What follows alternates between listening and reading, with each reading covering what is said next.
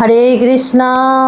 জয় নিতাই, জয় গৌর। সকলে ভালো আছেন? অবশ্যই ভালো থাকবেন, সুস্থ থাকবেন, প্রত্যেকটা ভিডিও দেখতে থাকবেন। সন্ধে 6:30 থেকে রাত্রি 8:30 পর্যন্ত আমার ফোন খোলা থাকে। সবাই তো প্রশ্নই করে, আমি তো উত্তর দিই। আমি ফোনটা খোলা রাখি এই কারণেই, যারা দীক্ষা নিতে ইচ্ছুক তারা অবশ্যই আমার সঙ্গে ফোনে যোগাযোগ করবেন। আমি বাকিটা ফোনে সব কিছু বলে দেবো, কি করতে হবে না করতে হবে। আচ্ছা, এখানে দেখো আমার হাতে পঞ্জিকা বই। তো ভাতৃদ্বিতীয়া বা ভাইফোঁটা, আমাদের বাঙালির এই যে রাখি পূর্ণিমা, এটাও ভাই বোনের সম্পর্ক।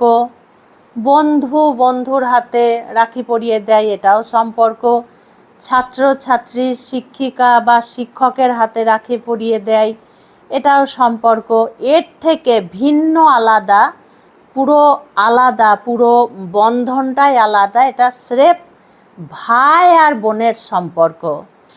এখানে 5ই কার্তিক, বাংলার 5ই কার্তিক, ইংরেজি 23শে অক্টোবর, 23শে অক্টোবর বৃহস্পতিবার হচ্ছে ভাতৃদ্বিতীয়া এবং ভাইফোঁটা। বোঝা গেল?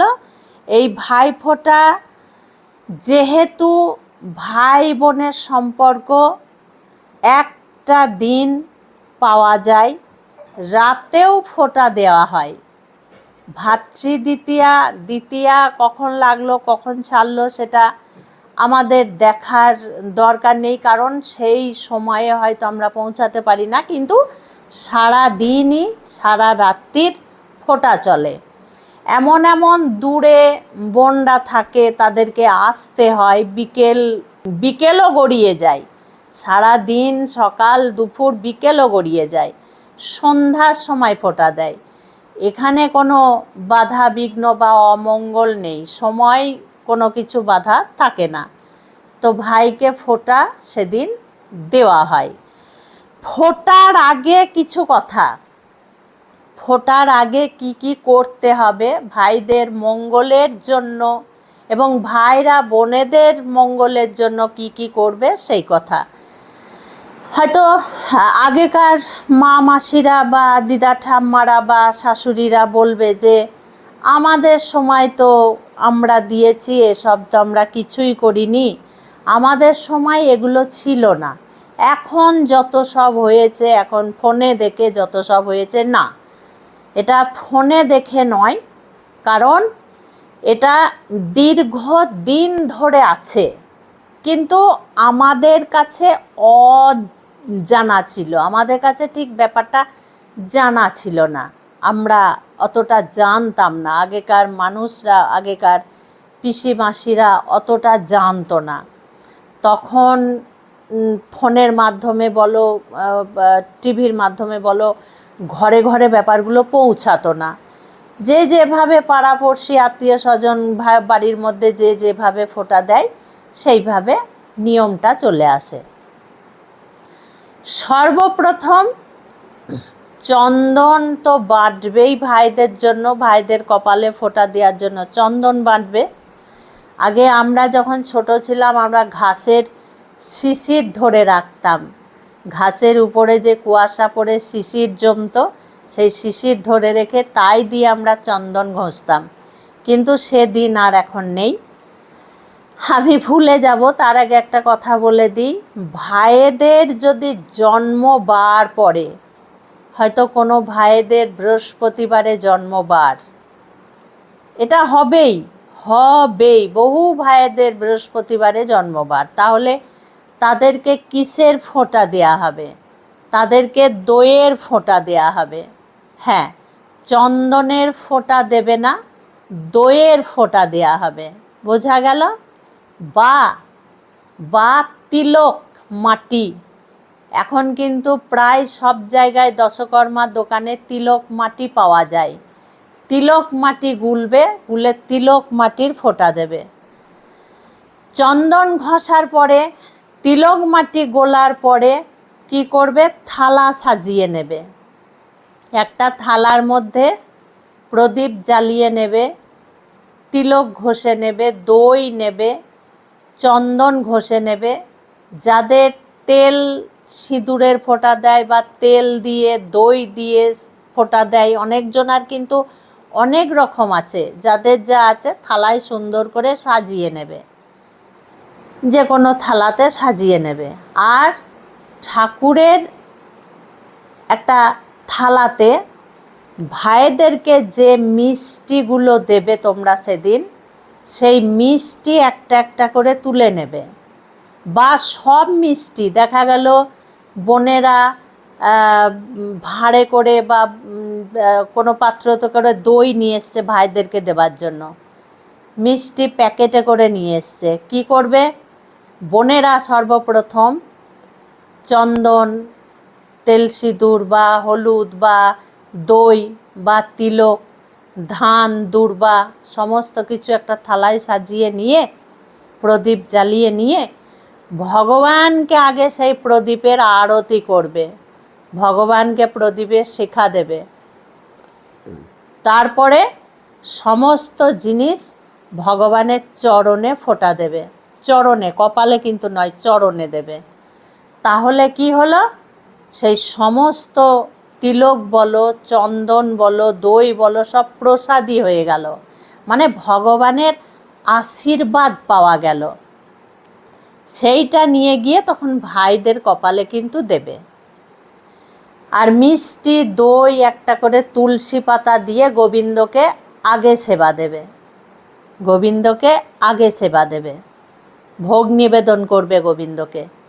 তারপরে সেইগুলো প্রসাদী হয়ে গেল, সেইগুলো নিয়ে তখন ভাইদেরকে ফোঁটা দিতে বসবে। কি সুন্দর বিষয় না এগুলো! কত ভক্তি আসছে এখানে। আমাদের একটাই দুশ্চিন্তা দূর হবে যে ভাইদের কোনো অমঙ্গল হবে না। ভগবানের কাছে প্রার্থনা করবে যে আমার ভাইদের যেন কোনো অমঙ্গল না হয়, দীর্ঘ আয়ু হয় যেন আমার ভাইদের। ভগবান আপনি এই আশীর্বাদ করুন, এইভাবে তোমরা প্রার্থনা করবে। তারপরে অনেক মায়েরা কি করে, ফল দেয়। ফোটার সময় একটা আলাদা থালায় ফল সাজিয়ে নেয়, নিয়ে ফল দেয়। সেই ফলটাকেও কি করবে, গোবিন্দর কাছে নিয়ে গিয়ে ভোগ নিবেদন করবে তুলসী দিয়ে। তারপরে সেই ফলটা ভাইদেরকে দেবে। ফলটা কিন্তু মানে বিনাবে না, বোঝা গেল? বিনাবে না, গোটা গোটাই দেবে। ফল দিতে হয় ভাইদেরকে, ফোঁটা দিলে কিন্তু ফল দিতে হয়, তাহলে ফলটা পাওয়া যায়।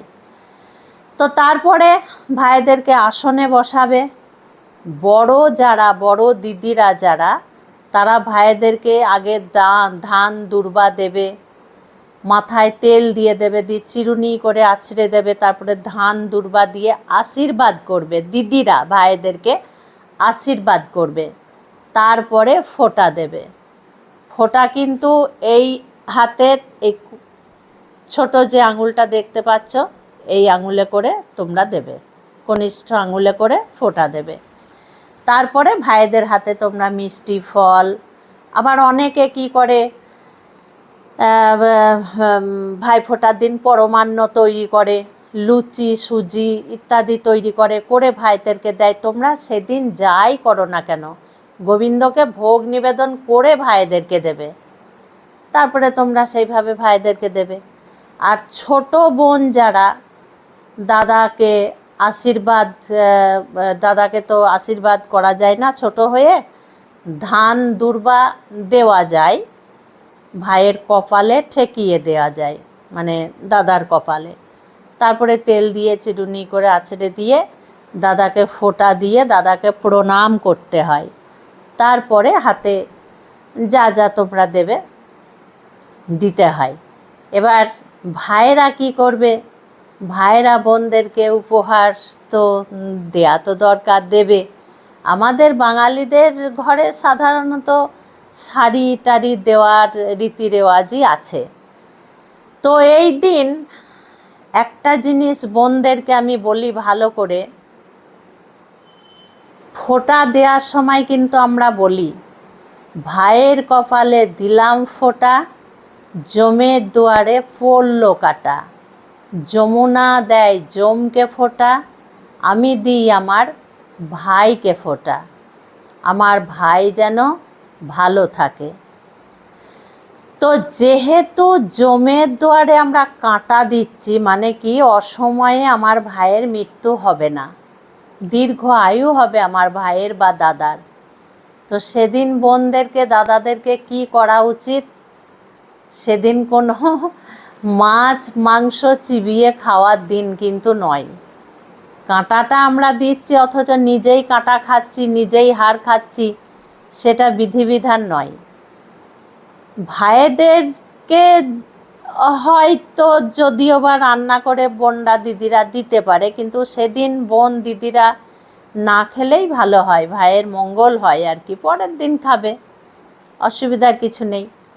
আর এখন আমি যেভাবে নিয়ম সেবা মাসে সাড়া পাচ্ছি আমার মা বোনেদের কাছের থেকে, আমার সন্তানেদের কাছের থেকে, সবাই দেখছি এই নিয়ম সেবা মাস কিন্তু পালন করছে, মানে নিরামিষ আহার করছে।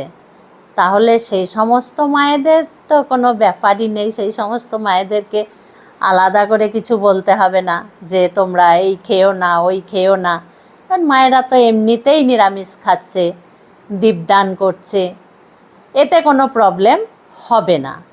আর এই দিন কি করতে হয়? ভাইদের পছন্দের রান্না করতে হয়। যাদের সম্ভব, যাদের উপায় আছে, ভাইদের জন্য নিরামিষ নানা পদ রান্না করে গোবিন্দকে ভোগ নিবেদন করে তারপরে ভাইদেরকে প্রসাদ খাওয়াবে। এই নিয়ম সেবা মাস খুবই ভালো হবে। আর যে সমস্ত মায়েরা নিজেরাও নিরামিষ খাচ্ছে না, ভাইরাও খাবে না, তাদেরকে বলবো ভাইদেরকে করে দিলেও বোনদেরকে এই দিন না খাওয়াটাই দরকার। আর এখন ফোনের মাধ্যমে আমার মা বোনেরা, আমার সন্তানেরা এমনভাবে দেখে দেখে পালন করছে, আমি অবাক হয়ে যাচ্ছি। এক মা আমাকে আজকেই ফোন করেছিল, সেই মা একাদশী পালন করছে, নিয়ম সেবা পালন করছে, অথচ একাদশী করে মাঠে চাষের কাজ করতে যাচ্ছে সেই মা। তাই আমাকে বলছে, মা আমি চাষের কাজ করতে যাই, ধান কাটতে যাই, ধান ঝরাতে যাই, আমরা জমি নিড়িন দিতে যাই, আমি একাদশী করে এগুলো করতে যাই মা, খুব কষ্ট হয় কিন্তু আমার খুব আনন্দও হয় যে আমি একাদশী করে আছি। একবার ভাবো তো তোমরা এই সন্তানদের কথা, এই মা বোনেদের কথা, আমার এই মেয়েদের কথা, একাদশী করেও মাঠে তারা চাষ করতে যাচ্ছে। কারণ এর আগে আমি বারবার বলেছি, ধর্ম এবং কর্ম দুটো হচ্ছে দোলনার দুটো দড়ি। দুটো দড়ি যদি সুন্দরভাবে বাঁধা থাকে তবেই সুন্দরভাবে আমরা দোল খেতে পারি, দেখবে সুন্দরভাবে আমরা দোল খেতে পারি। কিন্তু একটা যদি দড়ি কেটে যায় তাহলে আর দোলনায় কিন্তু আমরা দোল খেতে পারবো না। ধর্মকে বাদ দিয়ে কর্ম নয়, কর্মকে বাদ দিয়ে ধর্ম নয়, সৎ কর্মই হচ্ছে ধর্ম। তোমরা হাতে কাজ করো, মুখে মনে মনে গোবিন্দর নাম করে যাও, আর কিচ্ছু লাগবে না। তো ভাইফোঁটা এইভাবে পালন করবে। আমার সন্তানেদেরকে আমি জানিয়ে দিলাম, খুব গুরুত্বপূর্ণ বিষয়বস্তু আমি বলে দিলাম। আর যদি মায়েদের এর পরেও কোনো প্রশ্ন থাকে তাহলে আমাকে অবশ্যই করবে। তবে আনন্দ অসুচ যদি হয়, 7 দিন যদি না পার হয়, তাহলে কিন্তু ফোঁটা দেয়া যাবে না। ভাইদেরকে মিষ্টি দেওয়া যাবে কিন্তু ফোঁটা দেয়া যাবে না। যদি মৃত অসুচ হয়, মানে তখনও অসুচ চলছে, তাহলেও কিন্তু ফোঁটা দেয়া যাবে না, মিষ্টি দেওয়া যাবে। আর অসুচ পার হয়ে গেছে, কাল অসুচ পড়েছে, মা আমার মানে আত্মীয় স্বজন মারা গেছে, আমার শ্বশুরবাড়ির কেউ মারা গেছে, আমার স্বামী মুখাগ্নি করেনি, তাহলে আমি কি ফোঁটা দিতে পারবো? অবশ্যই পারবে ফোঁটা দিতে। যে মুখাগ্নি করে কাল অসুচ কিন্তু তারই হয়।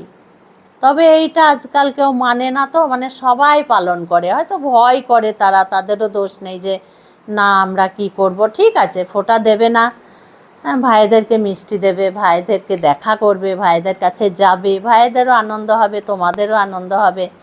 খুব ভালো থাকবে, সুস্থ থাকবে, প্রত্যেকটা ভিডিও দেখতে থাকবে। আজকে আসছি। হরে কৃষ্ণ, জয় নিতাই, জয় গৌর।